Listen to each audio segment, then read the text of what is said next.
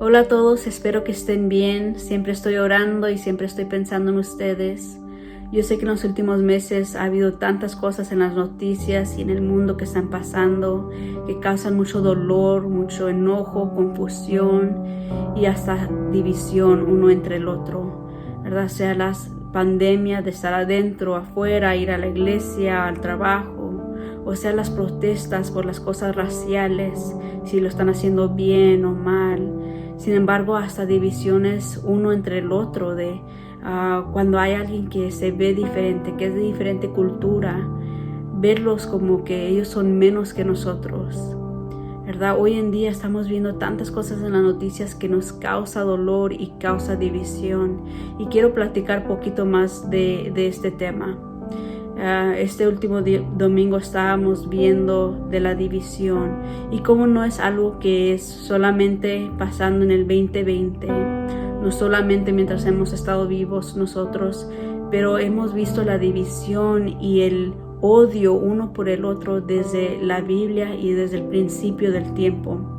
Cuando vemos a los judíos y a los gentiles, o al pueblo de Israel y los egipcios, o hasta Caín y Abel, todas estas historias hay dos grupos o dos personas que se odian hasta el punto de pecar uno con el otro. Y entonces, ¿cómo es que nosotros como creyentes podemos y deberíamos de ser esa paz y traer esa unión en medio de un mundo que está quebrado? Entonces quiero darles a ustedes dos cosas que son necesarias para que haya unión creyente a creyente y al mundo. ¿Cómo nosotros podemos traer esa paz? Entonces el punto número 1 para que haya unión y para que haya paz es que necesitamos el Señor Jesucristo como nuestro Salvador y nuestro Señor. Y la razón que digo esto es que cuando nosotros no tenemos a Jesucristo, no vamos a ver a otra persona o otro grupo de personas como que ellos son la creación de Dios. Ahora, viendo en Efesios 2:11, vemos a dos grupos, los judíos y los gentiles. Los judíos no trataban a los gentiles como personas, como los trataban muy mal, porque ellos creían que ellos no eran parte de la promesa que Dios dio al pueblo de Israel. Y entonces los trataban mal. Y al otro lado, los gentiles, había una enemistad con ellos porque no se llevaban bien. Pero en Efesios 2:11 platica de cómo Jesucristo primeramente trae paz y reconciliación nosotros al Padre Celestial y luego uno con el otro. Así que quiero leer estos versículos.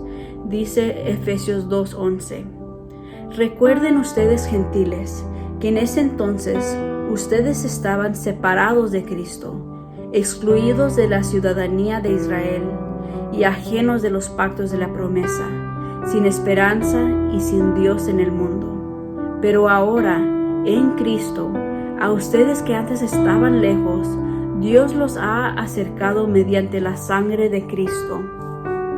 Porque Cristo es nuestra paz.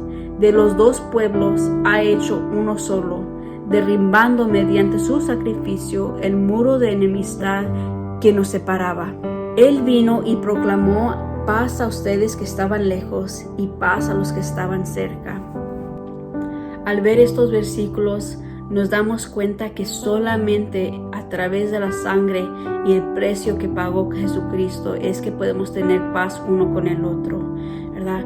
Ahora los gentiles y los judíos son de la misma familia, del mismo cuerpo, de la misma iglesia. Así es lo mismo con nosotros. Cuando nosotros vemos a una persona que tiene su vida en Cristo, ellos ahora son hermanos y hermanas en Cristo.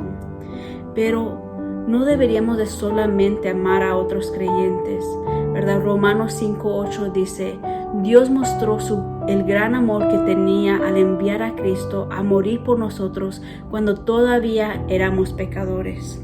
Entonces, si Dios mandó a morir a su único hijo para una gente que lo odiaba, ¿Quiénes somos nosotros para odiar a alguien que piensa o se ve diferente que nosotros?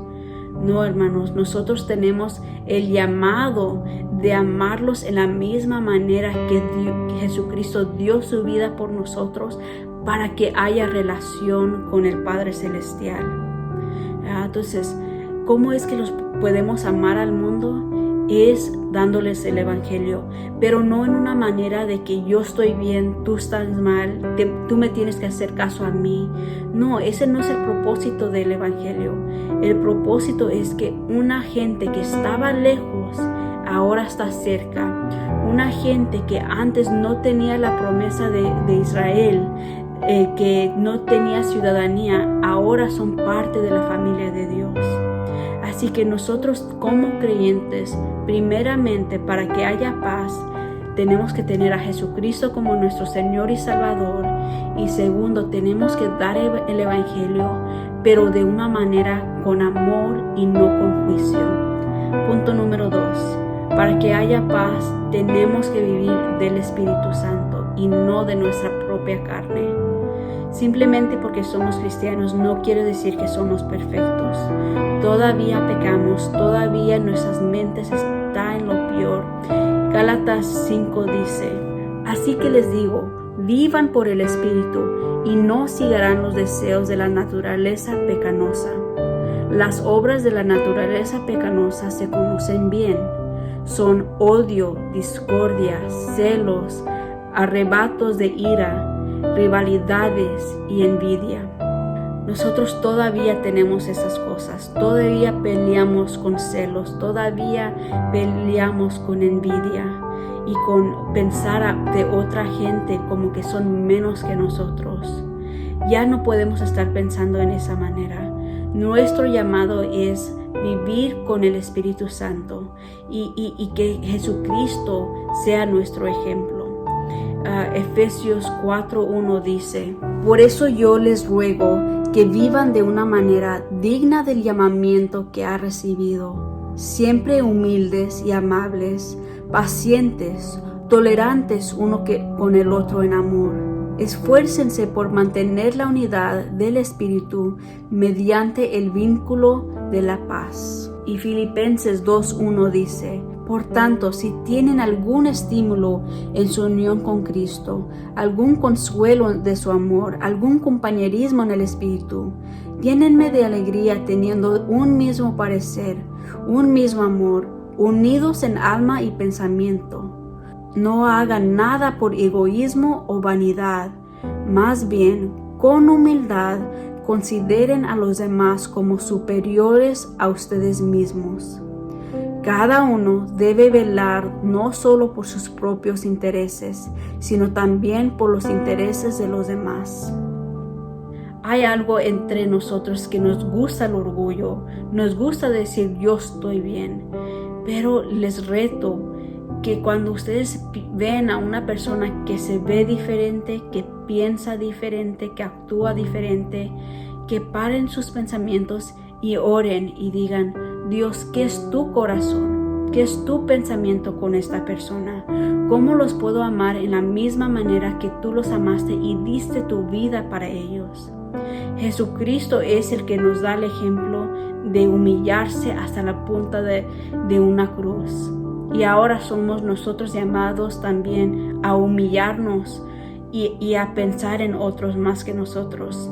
Así que les reto a ustedes que tomen un tiempo, oren, examinen su corazón y vean: yo trato a los demás de la misma manera que Dios me trata a mí, los amo con el amor de Cristo.